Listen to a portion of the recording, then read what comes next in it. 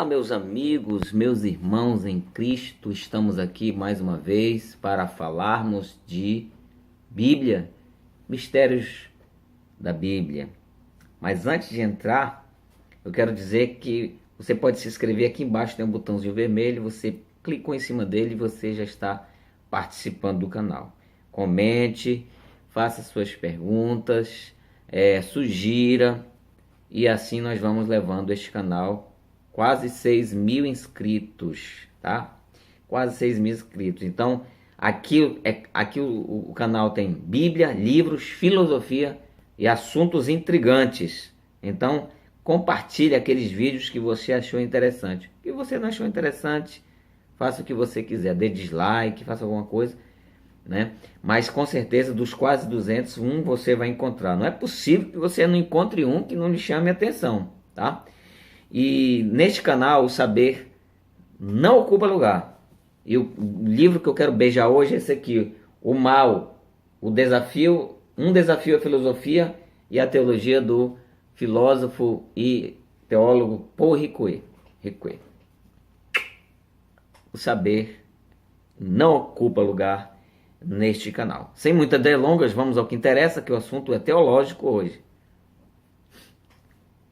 Como o maior número deles, né? Como é a vontade de Deus? Nós poderíamos falar muitas coisas, mas quero que o vídeo seja bem curto, né? E depois algumas pessoas podem comentar aí, fazer as suas observações. Mas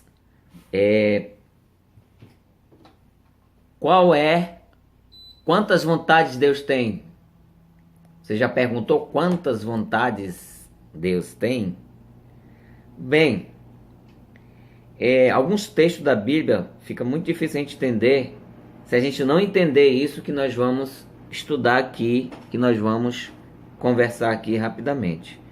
Porque Deus, ele tem praticamente duas vontades. Uma é a vontade própria dele, aquela vontade que ele não muda, aquela vontade estática, aquela vontade que alguns teólogos, alguns estudiosos e alguns pais da igreja chamam de vontade secreta, aquela que não muda, que é imutável, né?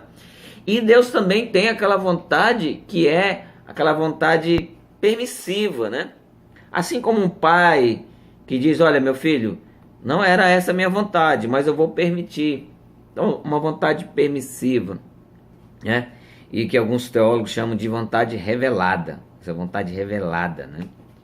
Não vi muita ligação, mas eles chamam a estática, que é a vontade secreta, e a outra, que é a vontade revelada. Os grandes estudiosos e alguns pais da igreja usavam esse termo, né? E aí foi se propagando. Mas o interessante é que na Bíblia, quando aparece a questão da vontade de Deus, ligado a Deus, né? Tanto no Velho quanto no Novo Testamento. No Novo Testamento nós vamos ter duas palavras, ou seus derivados, tá? Então essas são as palavras, mas no grego é telema e bolema, e os seus derivados. E os grandes estudiosos, Colin Brown e Lothar Koenen, os grandes estudiosos, eles acreditavam nisso, nessa diferença de palavras colocadas no texto antigo, que dá essa conotação de separação entre uma vontade e outra de Deus. Mas começamos pelo Velho Testamento.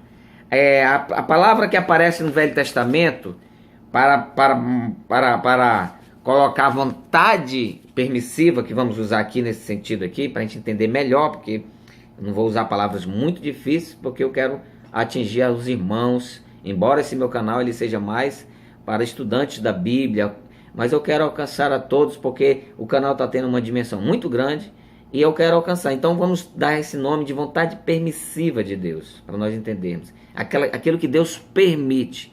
E a vontade soberana, que é aquela que não tem papai nem mamãe, é aquela que é imutável, tá?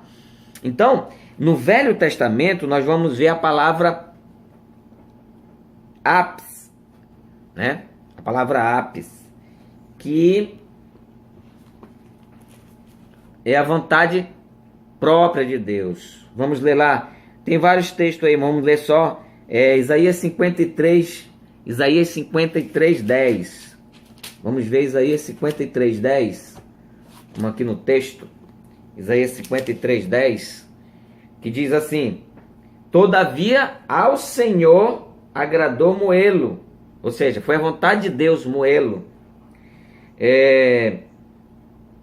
Fazendo-o enfermar, quando der-lhe a sua alma como oferta pelo pecado, verá a sua posteridade e prolongará os seus dias, e a vontade do Senhor prosperará nas suas mãos. Então, a vontade de Deus ali, aqui no texto é ápice, né? Ápice, a palavra hebraica no texto é ápice.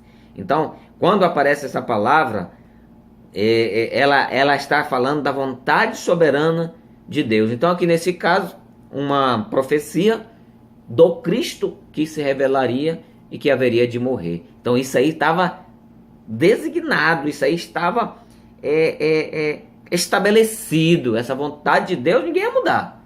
Não tinha nem papai nem mãe, nem oração de 7 dias de corrente, não muda isso aí. Então essa é a vontade, né? Agora, razão, quando aparece a palavra no Velho Testamento, razão é a outra vontade, é a vontade permissiva de Deus. Vamos ler Salmo. Nós temos vários textos, mas vamos só dar exemplo. Salmo 143, 10. Salmo 143, 10 diz assim: ensina-me a fazer a tua vontade, pois tu és o meu Deus. Guia-me o teu bom espírito.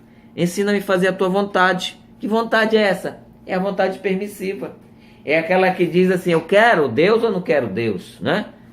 Eu vou ou não vou.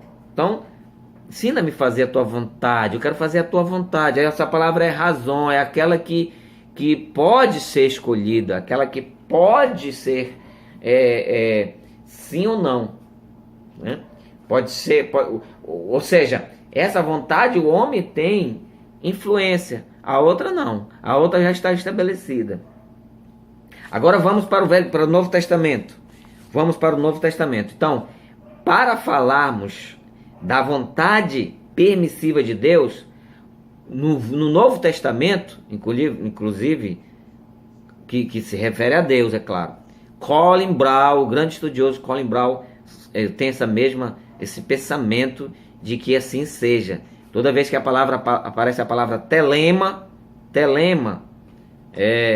no grego, está falando da vontade permissiva de Deus.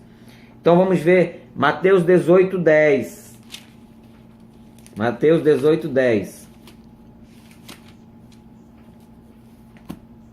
Mateus 18, 10 diz assim: vede, não desprezeis a qualquer destes pequeninos, porque eu vos afirmo que os seus anjos incessantemente fazem a vontade do Pai, né? Não é esse texto eu errei aqui, mas é que diz assim, que eu não quero que nenhum destes pequeninos se percam, tá? Depois eu coloco aí nos comentários, eu confundi aqui o texto, mas esse texto aqui, o interessante é esse aqui: eu não quero que nenhum deles se percam. Então a vontade de Deus é essa, que nenhum se perca, mas vão se perder alguns. Que nenhum homem chegue, que nenhum homem vai... Essa é a vontade de Deus, mas vão. Ou seja, essa é a vontade permissiva de Deus, né? Telema. Essa telema ela tem vários outros textos em que aparece essa telema ligado a Deus. Ela sempre está nessa questão de permitir. A vontade de Deus que permite. Agora, bolema, veja, bolema e telema e seus derivados dessas palavras gregas.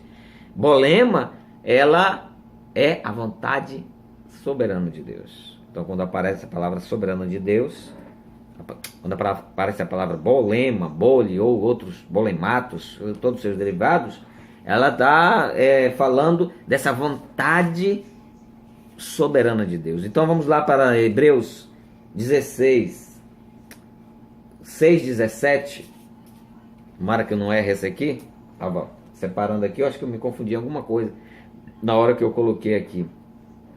que eram muito textos que eu estava vendo, então, mas eu escolhi esses aqui que são que eu julguei ser melhor, né, para a gente compreender melhor. Então, Hebreus 6,17 diz assim: por isso Deus, quando quis mostrar mais firmemente aos herdeiros da promessa a imutabilidade do seu propósito, a imutabilidade da sua vontade, se interpôs com o juramento. Ou seja, esse texto está falando da promessa que Deus fez para Abraão, daqueles planos que ele tinha com Abraão. E isso se concretizou, né? E tudo aquilo que diz respeito a essa conjuntura de fatos, a esse conglomerado de fatos com relação à promessa de Abraão, vai se cumprir. Porque nesse caso aqui está falando da vontade de Deus secreta, da vontade de Deus propriamente dita, da vontade de Deus soberana, que não pode ser alterada, não pode ser mudada. Agora eu quero chamar a sua atenção, embora não tenha base bíblica, né? Mas eu queria chamar a sua atenção. Eu estava lendo a palavra de Deus, como eu amo a palavra de Deus, lendo a palavra de Deus, né? E ainda preciso dar uma olhada direitinho no grego, preciso ainda me aprofundar mais, né? Romanos 12:2, Romanos 12:2. E aí eu chamo você para reflexão, você que é estudante da Bíblia, você que é amante da palavra, você que é estudioso, ou quem sabe um grande mestre na palavra, que de repente veio para esse, até enganado mesmo para esse vídeo, né? E diz assim: não vos conformeis com este mundo, mas transformai-vos pela renovação da vossa mente, para que experimenteis qual seja, 1, boa, 2, agradável, 3, perfeita vontade de Deus. E eu estava analisando, será que ao invés de 2, não seriam 3 os tipos de vontade de Deus? A boa, a agradável, a perfeita? Aí você diz: não, mas isso aí é só uma gradação, pastor. Isso que eu estou querendo. Essa resposta não me convence. Essa resposta não me convence. Eu estou me aprofundando. E eu acredito, estou começando a acreditar, embora não tenha base bíblica para falar, isso é algo pessoalmente meu, não é preciso você acreditar, que Deus ele tem 3 vontades. Mas isso fica para nós nos aprofundarmos mais e quem sabe termos mais base bíblica para falar sobre isso. Ou seja, a boa, a agradável e a perfeita vontade de Deus. Que Deus abençoe a todos e até o próximo vídeo. Tchau!